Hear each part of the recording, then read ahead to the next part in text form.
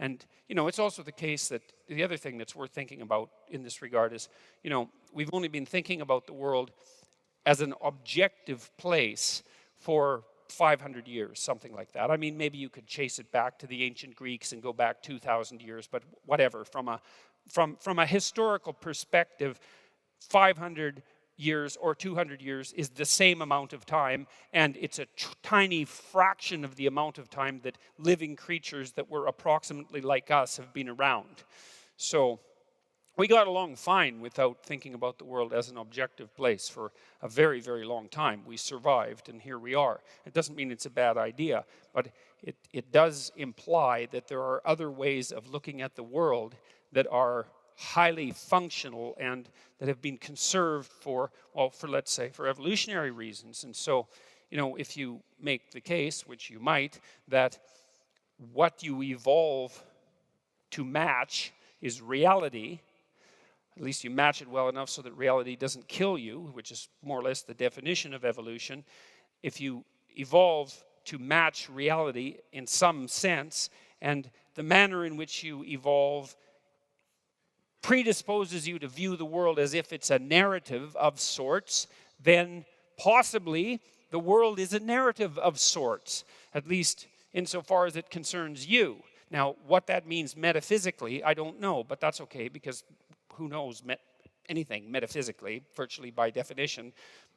What's metaphysical is beyond what you know. You can speculate, but, and so, I would speculate that there is something narrative about the structure of the world, but it doesn't matter.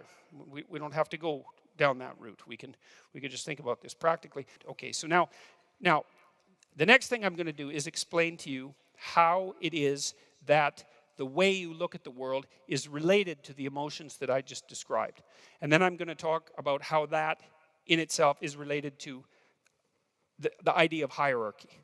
And we're going to explore from there. So, when you look at the world, you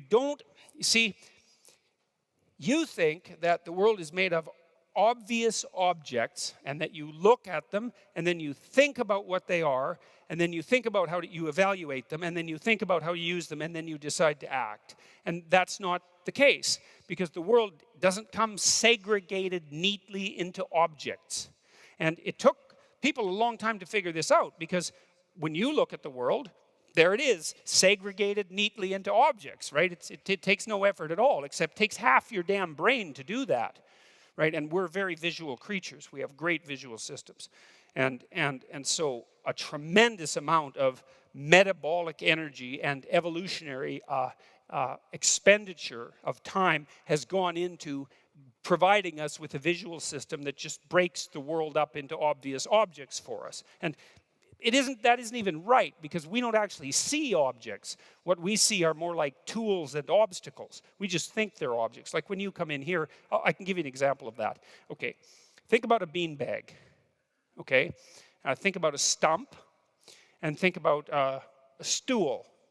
Say, those are all chairs. Okay, it's like, well, what do you mean they're all chairs? What do they have in common? Objectively speaking, a beanbag doesn't have legs. A stump is rock hard and solid.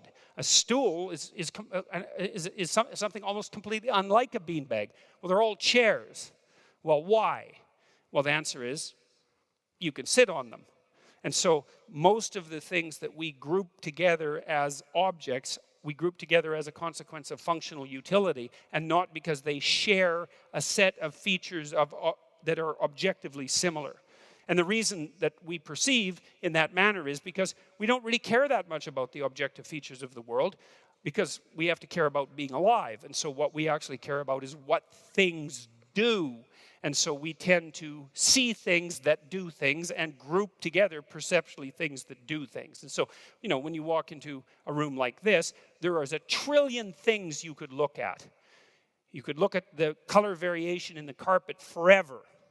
You know, if you came in here on a psychedelic, you might even do that, right? Well, it's interesting because one of the things psychedelics do is they decrease the degree to which you view the world in an iconic manner.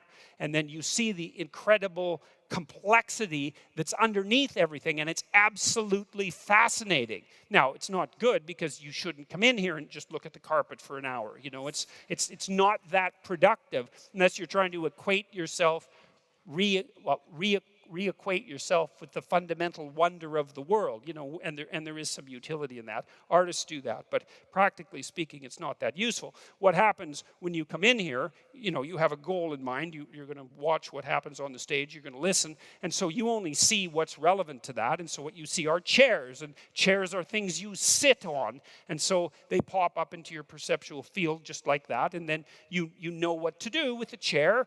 You sit on it, and partly the reason you know what to do with a chair isn't because you look at the chair and you think, oh, look, a chair, because you didn't do that when you came in here, right? There wasn't a single one of you that came in here and looked at the rows here and said, oh, look, chairs, right? It's self-evident that they're there.